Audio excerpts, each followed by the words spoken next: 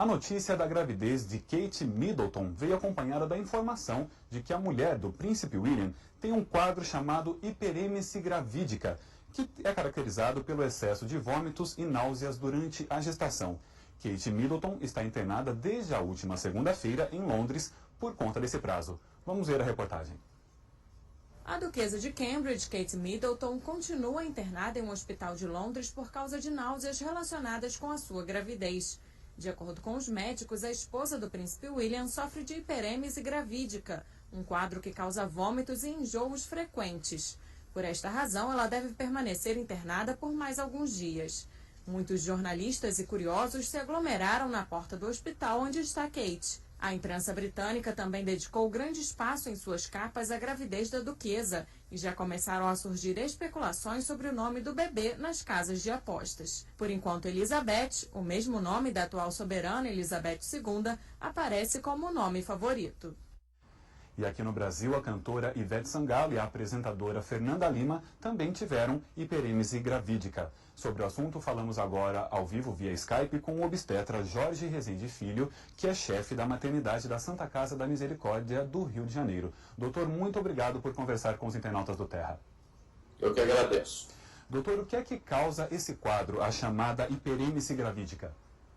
A hiperêmese parece estar associada a um hormônio produzido pela placenta no início da gravidez chamado HCG. Esse hormônio ele tem os maiores níveis nos 3 primeiros meses. E geralmente, após essa fase, ele praticamente desaparece da circulação, fazendo com que também a hiperêmese geralmente ceda. Esse é um quadro raro, doutor? Até 3% das gestantes, 1,5% a 3% das gestantes podem ter essa hiperêmese. E é considerado grave? Não é grave, porque quando identificado, geralmente é feita a internação da gestante, como no caso da princesa. Sim. E essa internação ela tem o objetivo de reidratar a gestante, que muitas vezes está desidratada, e fazer uma medicação eficiente pela veia, que é para cessar os vômitos. Para que os vômitos cessem, é necessário que a paciente permaneça sem se alimentar durante um período. E para isso é necessária a internação. Então, mas a internação pode não ser praxe, pode estar no estágio em que aquela gestante ainda não precise ser internada. A hiperêmese é o exagero dos vômitos. Os vômitos são bastante frequentes na gravidez. 80% das grávidas enjoam e vomitam. E numa minoria delas que precisa ser internada. Então, justamente a diferença do que é fisiológico, normal, para o anormal, doença que requer internação, é justamente a frequência desses vômitos e a intensidade deles. O senhor nos conta sobre a desidratação que a hiperêmese causa na grávida, né? Inclusive a imprensa britânica noticiou que a princesa apresentava um quadro de desidratação bastante agudo. Qual é o tratamento nesse caso, doutor, ao que ela pode ter sido submetida?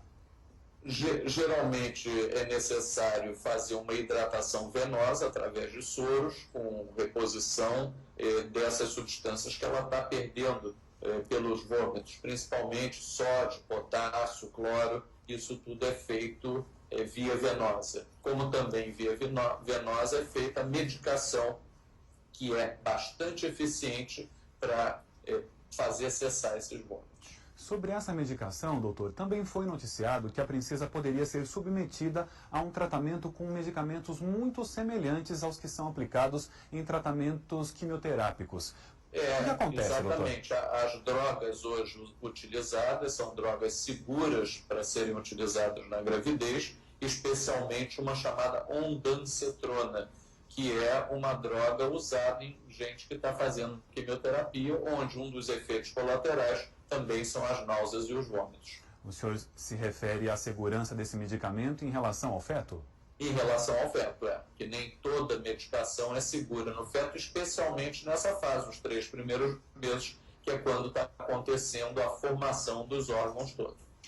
Muito se diz, doutor, que as mulheres grávidas de gêmeos têm mais riscos. É isso mesmo?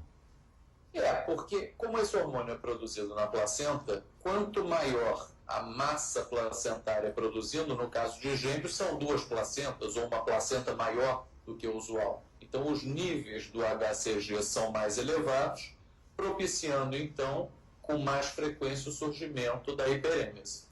O senhor citou os meses iniciais, né? A princesa entra agora no 3º mês. É o momento disso acontecer ou pode acontecer a hiperêmese em qualquer momento da gestação? Não, geralmente acontece nos 3 primeiros meses. E depois de uma internação como essa, a gestante é orientada a modificar bastante os seus hábitos e muitas vezes é mantida uma medicação pela via oral que ela vai fazer em casa enquanto durarem essas náuseas. E costuma não necessitar uma segunda internação. Doutor Jorge, é muito comum a gente ouvir relatos de mães dizendo que durante a gestação tiveram muitos vômitos, muita tontura, muita náusea e que enfrentaram tudo isso sozinha. Quando a gente ouve isso, fica claro que não foi hiperêmese ou pode ter sido e ela de fato enfrentou sozinha esse quadro? O estar enjoado e vomitar é muito comum. Precisar de internação é pouco frequente. O critério de precisar de internação geralmente é um critério de uma avaliação clínica feita por um médico, num serviço de emergência ou no próprio consultório. E quando a mulher ela sente os sintomas da hiperêmese, está constatado por meio de um médico, como o senhor acaba de citar, que ela tem esse quadro, é possível aliviar os sintomas até procurar ajuda? Não. Quando ela começa a vomitar, não quer dizer que ela esteja tendo hiperêmese. Hiperêmese é justamente a exacerbação, o exagero dos vômitos. Então, ela pode estar vomitando e vai precisar de uma orientação médica para o uso de uma medicação que muitas vezes é suficiente para inibir esses vômitos. O Alfredo Oliveira, que nos acompanha, doutor, ele manda a seguinte observação. Se a princesa não fosse princesa, mas apenas uma simples súdita da rainha, ou se fosse uma brasileira e tivesse que se utilizar do SUS, nem sequer saberia que o tal vômito gerado pela gravidez pudesse advir de uma doença, no caso, um quadro da gravidez. Como é que o senhor analisa a estrutura do SUS brasileiro para comprovar um quadro como esse?